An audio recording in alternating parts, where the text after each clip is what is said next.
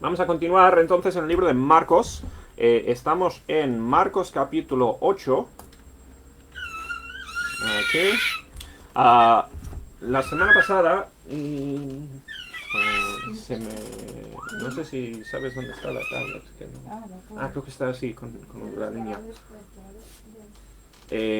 A ver si encuentro mi iPad después. Pero bueno, dejamos en el capítulo 8, dejamos ahí a Jesús, pues después de después de hacer una serie de milagros, ¿bien? Y bueno, lo dejamos ahí a la mitad del capítulo. Vamos a continuar con el versículo 22. Si estáis siguiendo la serie aquí a través del libro de Marcos, a ver, un segundo. Si estamos aquí pues siguiendo la serie, pues es muy curioso cómo el libro de Marcos presenta a Jesús.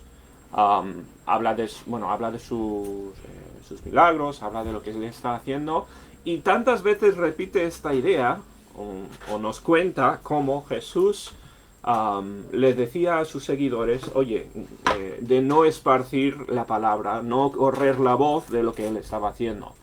Y es una presentación de Jesús algo distinto a lo que vemos en algunos de los otros evangelios, particularmente el evangelio de Juan, ¿no? Que trata con todos los milagros de Jesús como señales. Y no son como dirían algunos, que estén en contra el uno del otro, no son contradicciones, ni mucho menos, ¿no? Vemos en esta primera etapa del ministerio de Jesús un enfoque muy claro, y Marcos retoca vez tras vez tras vez, ¿no? Esta idea de que Jesús no quería ser tratado como un showman, una persona que hacía milagros, y no quería que la gente simplemente le siguiera por los milagros. Y vemos que la gente lo hacía, ¿no? Él daba de comer un día a los 5.000 y después venían todos porque querían comida, ¿no? Querían comida gratis, querían ver milagros. Que, a ver, es natural, ¿no? Los milagros pues eran algo dramático, eran algo pues que la gente quería ver, pero el problema no era que querían verlo, sino que se quedaban únicamente con el milagro y no escuchaban lo que decía Jesús. Se amontonaban y le impedían enseñar, que eso era, como siempre, el propósito. Y el libro de Marcos un poco nos resalta cómo Jesús, o sea, el mensaje de Jesús era lo importante, ¿bien? Vamos a ver un poco más. La semana pasada Jesús hizo este contraste entre lo que decía él y hacía él y lo que hacían los fariseos. Los fariseos le demandaban una señal y demandaban que él pues hiciese cosas, hiciese como trucos, ¿no? Hiciese cosas para demostrar quién era. Y Jesús dice que los fariseos por ello eran hipócritas. Dice que eran, y en la semana pasada hablamos como él les dijo a los discípulos, no guardarse de la levadura de los fariseos, hablando de eso, ¿no? Que los fariseos no querían ver el propósito detrás de los milagros, únicamente querían ver pues, Jesús haciendo cosas o pues, intentar hacerle, tenderle trampas y cogerle en alguna cosa, pues intentando romper una de sus normas o algo así. Bueno, vamos a continuar entonces, el versículo 22, y seguimos viendo milagros, ¿bien? Y va avanzando un poco la historia y se va desarrollando un poco más el tema. Este milagro es muy curioso, hay cosas que yo no acabo de entender el por qué están en la Biblia, o sea, no entiendo simplemente más que simplemente así es como ocurrieron, ¿no? No entiendo por qué incluyó los detalles Marcos. O sea, únicamente sé que pues incluyendo esos detalles pues nos estaba dando más evidencia de que estos no son cuentos inventados. Pero bueno, dice el versículo 22, Marcos 8, versículo 22. Vino luego a Bethsaida, le trajeron un ciego y le rogaron que le tocase. Bien, Jesús le traen una persona en necesidad de un milagro. Bien, como había hecho tantas veces, pues Jesús se encuentra con esta persona y no le niega la ayuda, le va a ayudar, pero ¿qué dice? ¿Qué hace primero? Dice el 23, entonces tomando la mano del ciego, dice que le sacó fuera de la aldea y escupiéndole en los ojos, bueno, vamos a quedarnos ahí primero, o sea, le sacó fuera de la aldea, esto era para apartarle de la gente. Otra vez, siguiendo esta idea, ¿no? De que Jesús no quería que la gente le siguiese simplemente para ver más milagros. Él no quería... él no estaba haciendo trucos, él no estaba intentando engañar a la gente ni nada de eso, ¿no? De hecho, hacía lo opuesto, ¿no? Intentaba hacerlo a solas para únicamente ayudar a la persona necesitada, servir a esa persona y darle el evangelio a esa persona. Bien, eso era el propósito de sus milagros, no era para que la gente se amontonara. Bueno, le saca fuera de la aldea, dice, y escupiendo en los ojos, le puso las manos encima y le preguntó si veía algo. Como digo, esto es...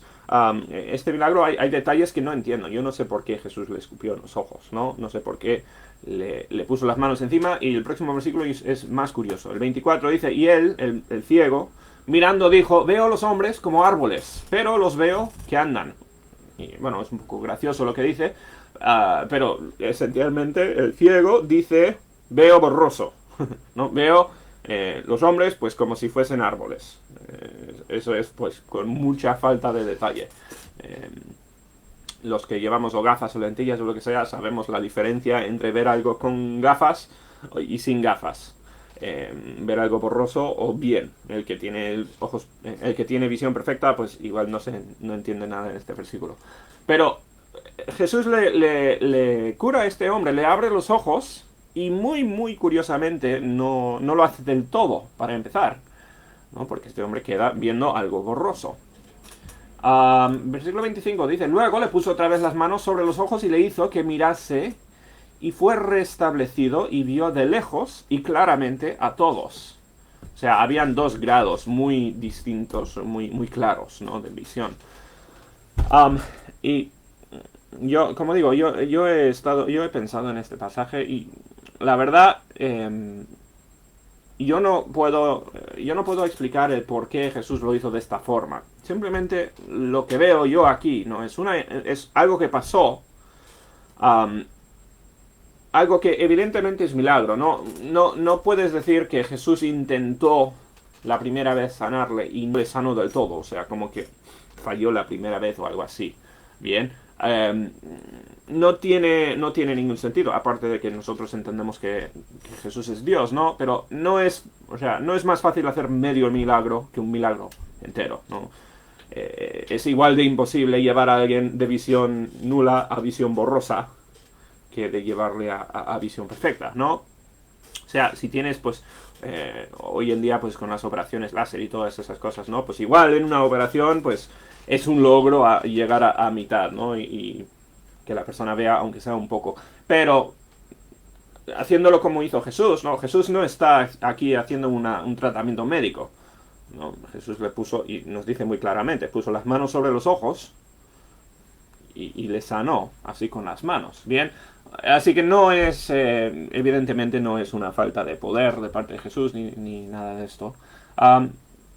Para mí estos detalles nos hablan de que esto pues ocurrió, ¿no? No es una historia inventada.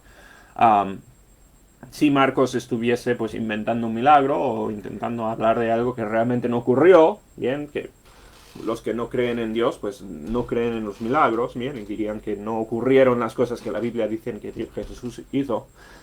¿Por qué incluir este detalle? O sea, no tiene ningún sentido, por lo menos que pueda entender yo, ¿no?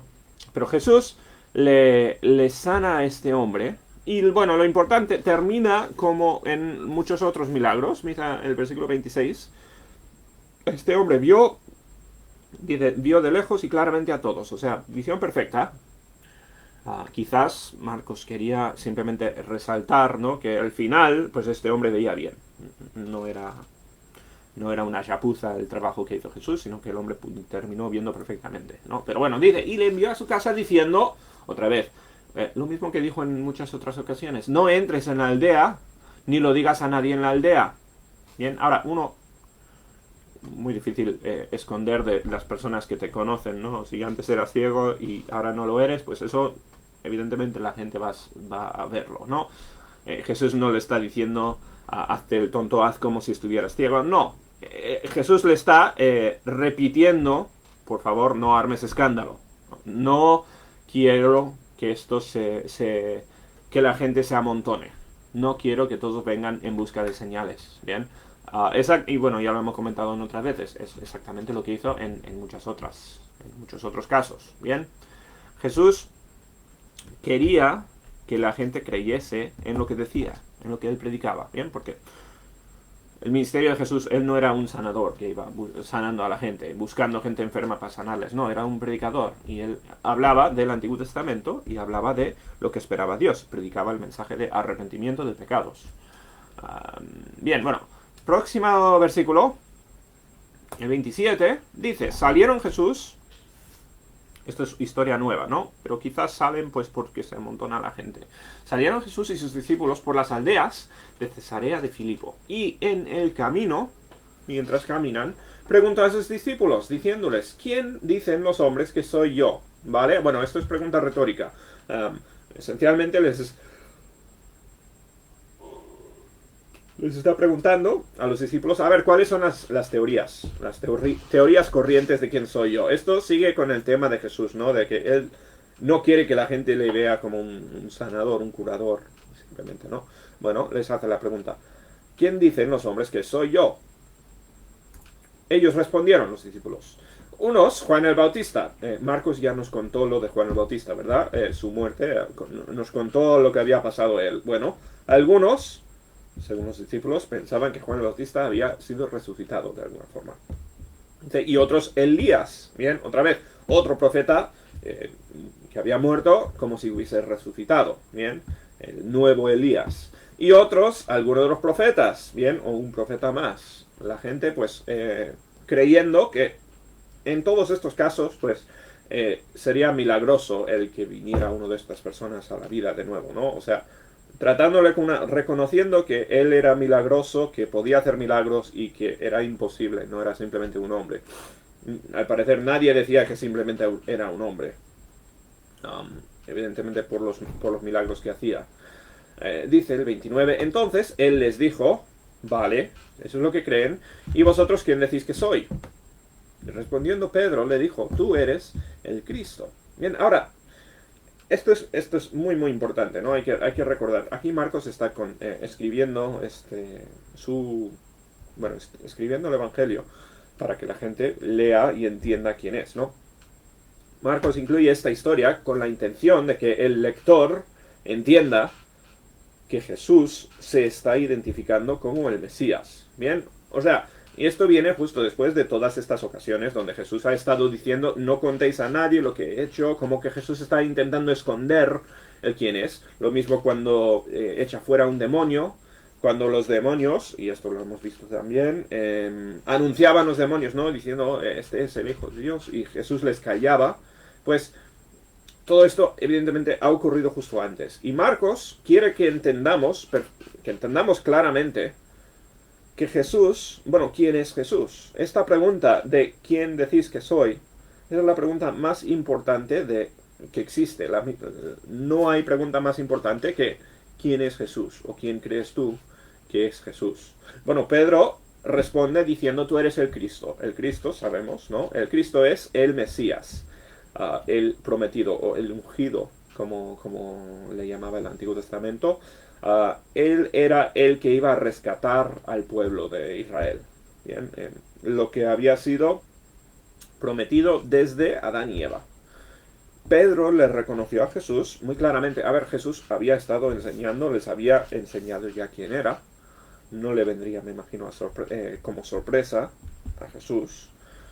Dice el 30, pero otra vez volvemos a esta actitud de silencio de Dios, esta actitud de esconderse o de no identificarse como el Mesías. Dice, Él les mandó que no dijesen esto de Él a ninguno. ¿Vale? Y esto, otra vez, es muy, muy curioso, muy importante. Pedro reconoció que Jesús era el Mesías del Antiguo Testamento. Bien, y ahora los discípulos que pasaron años con Jesús, entendiendo quién era, los discípulos mismos fracasaron a la hora de entender por qué había venido Jesús a la tierra. ¿Vale? Y es casi increíble cómo cómo fueron engañados o cómo se autoengañaron los discípulos. Y es un testamento, esto nos enseña cuán débiles somos o cuánto somos susceptibles a ideas falsas de nuestra sociedad o que nos rodean. Jesús les enseñó por 3 años a los discípulos que Él había venido como el Hijo de Dios para morir. Esto es lo que nos va a decir ahora en los próximos versículos también. Jesús les dijo esto a los discípulos. Y los discípulos, que habían pasado más tiempo que ninguno con Él, se asombraron y se sorprendieron cuando Jesús murió. Y dice que se deprimieron. Pensaron que todo había acabado. Los discípulos, que sabían más que ninguno, no entendieron que Jesús no le aceptaron lo que Jesús había dicho, ¿bien? Que había venido para morir. No querían creer eso, querían creer lo que creían los judíos de la imagen o de la persona del Mesías, ¿no? Los judíos pensaban que el Mesías iba a ser una persona que les iba a simplemente librar de los romanos. Eso era para ellos lo importante, librarles de las cadenas de los romanos, sin entender que Jesús no venía para eso. Él venía para librar de las cadenas del pecado, cadenas muchísimo más fuertes, muchísimo más graves y peligrosas, ¿no? Jesús había venido para salvar al mundo del pecado, y esto no lo reconocieron los judíos, ni siquiera lo reconocieron los discípulos, aunque Jesús lo enseñó. Esto es, creo yo, la razón por la cual Jesús no quería que todos a su alrededor le vieran haciendo tantos milagros, ni le identificaran como el Mesías. ¿Por qué? Porque la gente le iba a ver como líder político. Y es exactamente lo que terminó ocurriendo. Bien, la gente le vio como el que les iba a librar de los romanos. Todo lo de la entrada triunfal a Jerusalén, pues esas personas no le estaban aceptando como Mesías libertador del pecado, estaban viéndole como la persona que pensaban que les iba a librar de Roma. Y por eso Jesús está haciendo tantas de estas cosas que nos parecen raras e incluso parecen casi contradictorias con, por ejemplo, el libro de Juan. Bien, son muy, muy importantes para entender que Jesús no era quien el pueblo buscaba. El pueblo no quería a un salvador de sus pecados, no estaban buscando eso, y Jesús no estaba cumpliendo con lo que quería el pueblo. Jesús había venido para otra cosa. Le mandó que no lo dijesen a él, a ninguno, porque, otra vez, para que no se amotinase la gente, para que no hiciesen falsa idea de quién era, para que fuese más efectivo su ministerio. Versículo 31. Todo esto completamente ilógico. Bien, si Jesús fuera quien dicen muchas personas que era, ¿no? Si Jesús fuera simplemente un revolucionario, uno que quería levantarse contra Roma, es lo que creen, pues los que no creen en la Biblia. No tiene ningún sentido todo esto, ¿no? Porque Jesús está escondiendo del pueblo. Bueno, versículo 31. Y comenzó a enseñarles que le era necesario al Hijo del Hombre padecer mucho. Está hablando de sí mismo, diciendo, es necesario que sufra. Mensaje muy curioso, ¿no? No muchas personas van a decir eso. Era necesario que padeciera mucho y ser desechado por los ancianos, por los principales sacerdotes y por los escribas.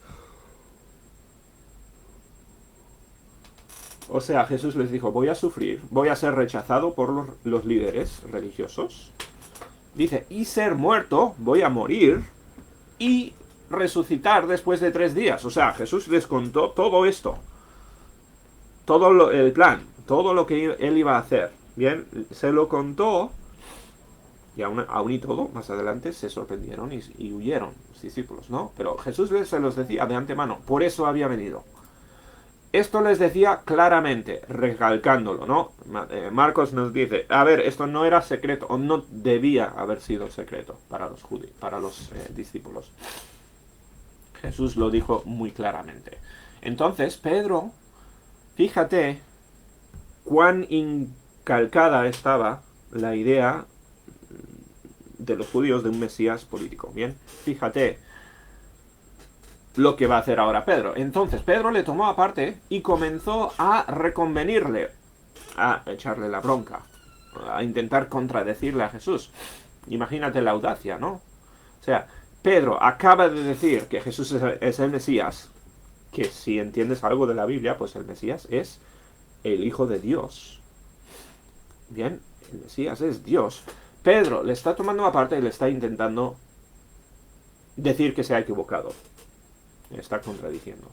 Fíjate cuán equivocada era la idea de los judíos de un Mesías. Bien, a veces tenemos ideas de algo y a pesar de enseñanza clarísima de Jesús, de la Biblia, de fuentes fiables, no soltamos el engaño, el error que tenemos en la cabeza. Así de fuerte son nuestras prenociones a veces. Es lo que está pasando aquí con Pedro. Bien, Pedro intentando contradecirle a Jesús, dice el 33, pero él volviéndose y mirando a los discípulos, dice, reprendió a Pedro. O sea, Jesús no lo toleró, ¿no? Jesús le reprende a Pedro diciendo, quítate de delante de mí, Satanás. Esto es palabras muy fuertes. Bien, diciéndole, esto es, lo que tú estás diciendo son palabras de Satanás. Es una forma de echarle la bronca extremadamente severa.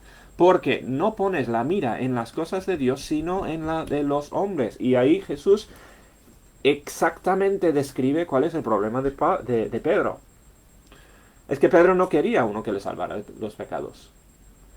Pedro no quería un salvador hijo de Dios. Él quería un libertador humano. Él tenía la mirada puesta en lo humano. Y eso era, bueno, fue el problema de Pedro, ese es nuestro problema, tantas veces. ¿Bien? Eso es lo que le hizo no entender a Pedro. Su falta de visión espiritual, su falta de la poca importancia que daba las cosas de Dios. Dice Jesús, tú estás únicamente enfocado en lo de los hombres. Por eso me intentas disuadir de mi plan, mi propósito en venir a la tierra. Fíjate que Jesús vino para morir, exactamente como habían dicho las escrituras, y Pedro le está intentando convencer que no. Esto más que nada es un testamento a no solo Pedro, sino lo que somos capaces nosotros de pensar y hacer cuando tenemos la visión terrestre. Bien. Con una idea equivocada de antemano en la cabeza y una visión terrestre, pues podemos decir cosas semejantes a las de Pedro. Dice, versículo 34, y llamando a la gente y a sus discípulos, ahora sí que hablando en público, ¿no? y predicando, como solía hacer Jesús, dice, les dijo, si alguno quiere venir en pos de mí, niéguese a sí mismo. Y esto va directamente al corazón de lo que había hecho aquí Pedro, ¿no? Pedro le estaba siguiendo a Jesús, ¿por qué? Porque pensaba que Jesús era líder político, porque pensaba que Jesús le iba a ayudar a él, le iba a librar a Pedro de los romanos, y quizás le iba a hacer de un líder en su reino o algo así. Pedro estaba pensando en sí mismo, no estaba buscando lo de Dios, estaba buscando su propio bien. Por eso le seguía a Pedro. Por eso venía la gente a que Jesús hiciera milagros, porque estaban buscando lo suyo. ¿Bien? Eran egoístas. ¿Bien? Aquí nos está dando Jesús la razón por todo las cosas que hacía, escondiendo de la gente, ¿no? Porque la gente estaban viniendo egoístamente, todos. Dice, si alguno quiere venir en pos de mí, niéguese a sí mismo. Negarte a ti mismo es muy, muy difícil y es completamente contradictorio a lo que nos dice el mundo, ¿no? El mundo te dice, ámate a ti mismo. Trátate bien, que no te... ponte a ti mismo antes que los demás, ¿no? Eso es lo que te van a decir. Jesús dice exactamente lo opuesto. Niégate a ti mismo, toma tu cruz y sígueme. La cruz era reconocido por... O sea, nosotros vemos una cruz y vemos eso es una cosa bonita, ¿no? Por nuestra cultura. No. La cruz era algo feo. Era un instrumento de tortura. Y en la cruz era la forma que usaban los romanos para crucificar... Bueno, para matar de una forma pública y vergonzosa a los criminales que más querían avergonzar. ¿Bien? Y Jesús está diciendo, toma tu cruz, está diciendo, tienes que estar dispuesto a ser avergonzado para seguirme. O sea, tienes que entender el coste de seguirme. No me sigues por beneficio propio, me sigues a pesar del coste, a pesar de lo que te va a costar. ¿Vale? No es mensaje muy popular. No es mensaje que va a atraer a un montón de gente, ¿no? Ven negándote y a pesar de todo lo que va a costar. No son palabras bonitas, no son palabras que diría cualquiera, ¿no? Pero es exactamente lo que dijo Jesús. 35. Porque todo aquel que quiera salvar su vida, esto es lo que quería Pedro y lo que querían los demás, ¿no? Querían una vida buena. El que quiera salvar su vida la perderá. ¿Esto de qué está hablando? Bueno, la idea es, si tú estás empeñándote en mejorar tu vida, la vas a perder. Así de sencillo. Y todo el que pierda su vida por causa de mí y del Evangelio, y la idea no es hacerte un mártir ni nada de esto, no es desperdiciar tu vida, no. La idea es poner a un lado tus necesidades, poner a un lado tu vida y seguirme a mí, por mi causa y por el Evangelio. Dice, esa persona se salvará. Lo opuesto a lo que estaba haciendo la gente y lo que diría normalmente una persona. Bien, Jesús les está diciendo, tenéis que seguirme, y les está contando todo lo que les va a costar. 36. ¿Por qué? ¿Qué aprovechará el hombre si ganare todo el mundo? O sea, si siguiéndole a Jesús amontonasen riquezas, ganasen de todo, ¿qué aprovechará el hombre si ganare todo el mundo y perdiere su alma?